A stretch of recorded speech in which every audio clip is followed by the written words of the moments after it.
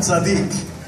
הלכתי דרך אחי בשמואל הנביא, פתאום את מי אני רואה? חבר שלא ראיתי 15 שנים, את זלמר חצקונוביץ'.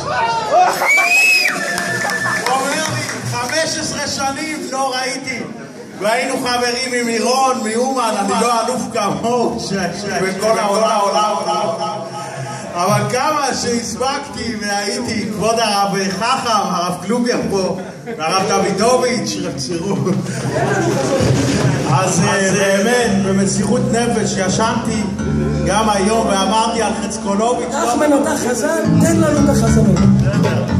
אז אני אתן משהו יראות שיבונה ביס המקדוש, שאנחנו לא רחוקים מהכותל המערבי, וזלמן אומר לי ביום שלישי החתונה בהר ציון, וברוך השם הגעתי, איפה הכפיים?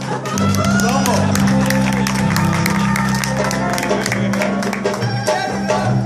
אז נשי יראות שיבונה ביס המקדוש, באמת שהזיווג יעלה יפה, וכל אלו שצריכים זיווג יבשו השנה, אני בתוכם, ובעזרת השם רפואות, ישועות, בזכות חג